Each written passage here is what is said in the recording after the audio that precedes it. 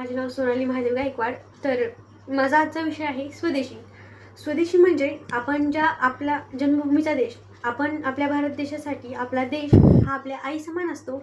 भारत देश आपल्या एक स्वदेश असून तो एक समृद्ध इतिहास आणि संस्कृत आणि परंपरेने भरलेला आहे आणि या स्वदेशाबद्दल प्रेम असणे व निष्ठा ठेवणे हे आपले गरजेचे आहे. आजच्या काळात स्वदेशी हा एक शब्द नसून हा शब्द केवळ एक नारा नसून तो आपल्या भारत देशाची प्रगती आणि आत्मनिर्भरतेसाठी अत्यंत गरजेचा बनलेला आहे. स्वदेशी वस्तू म्हणजेच आपल्या भारत देशातील लोकांनी तयार केलेल्या वस्तू आपल्याच देशात विकणे म्हणजे स्वदेशी वस्तू होय. स्वदेशी वस्तूंचा वापर का करावा आणि तो का गरजेचा आहे यासाठी आत्मनिर्भर भारतासाठी आपल्या भारताचे पंतप्रधान श्री माननीय नरेंद्र मोदी यांनी आत्मनिर्भर भारत अभियान हे सुरू करून लोकांना स्वदेशी वस्तू वापरण्याचे आवाहन केले.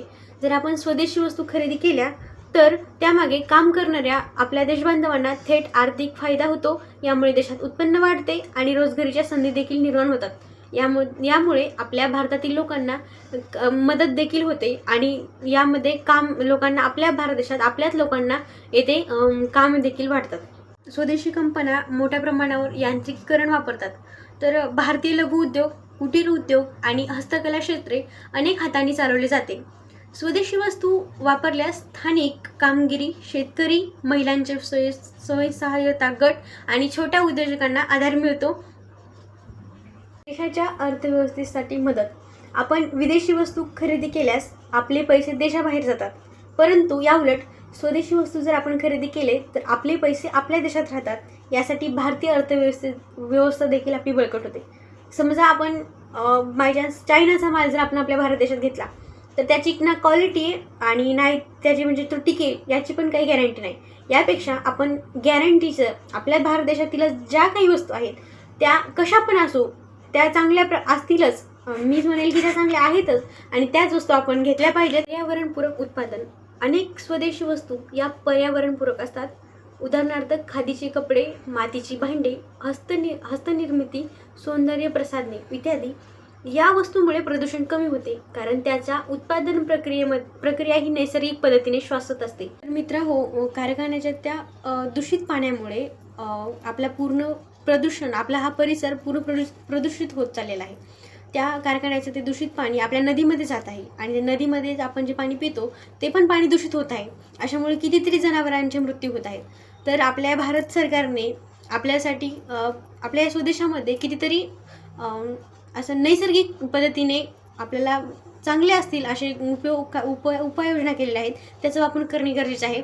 आपण पेट्रोल डिझेल शक्यतो होईल तितकं कमी प्रमाणात वापरणं गरजेचं आहे. अर्थव्यवस्थेसाठी मदत. आपण विदेशी वस्तू खरेदी केल्यास आपले पैसे देशाबाहेर जातात. यापेक्षा आपण स्वदेशी वस्तू खरेदी करून आपले पैसे आपल्या देशात राहतील आणि या प्रकारेच आपली अर्थव्यवस्था देखील बळकट होईल. आपण कोणत्याही वस्तू घेताना आपल्या देशामध्ये ज्या वस्तू आहेत त्याच वस्तू शक्यतो घ्याव्यात. बाहेर देशाच्या वस्तू शक्यतो होईल तितक्या कमी प्रमाणात घेणं टाळावे. उत्पादन. अनेक स्वदेशी वस्तू या पर्यावरणपूरक असतात. उदाहरणार्थ खादीचे कपडे, मातीची भांडे, हस्तनिर्मिती, सौंदर्य प्रसाधने इत्यादी वस्तूमुळे प्रदूषण कमी होते कारण त्याचा उत्पादन प्रक्रिया ही नैसर्गिक आणि शाश्वत असते. मातीची भांडे शक्यतो चांगली आहेत. त्यापेक्षा आपण जे बाहेरची मार्केटची विकत घेतो ती प्लॅस्टिकची भांडे, त्यामुळे ते प्लॅस्टिक नष्ट पण होत नाही. यापेक्षा मातीच्या भांड्याचा वापर करणे गरजेचे आहे. निष्कर्ष हाच की स्वदेशी वस्तूंचा वापर ही केवळ संकल्पना आर्थिकदृष्ट्या महत्त्वाची नाही, तर ती आपल्या संस्कृतीचे रक्षण करणारी, आपल्या समाजाला आर्थिकदृष्ट्या सक्षम करणारी भारत देशाला एक जागरूक चळवळ आहे. स्वदेशी वस्तू वापरणे म्हणजे केवळ एका वस्तूची निवड नाही, तर ती एक विचारसरणी आहे. एक विचारसरणी आहे, एक स्वाभिमान, एक स्वावलंबन आणि स्वदेशप्रेम या मूल्यांची.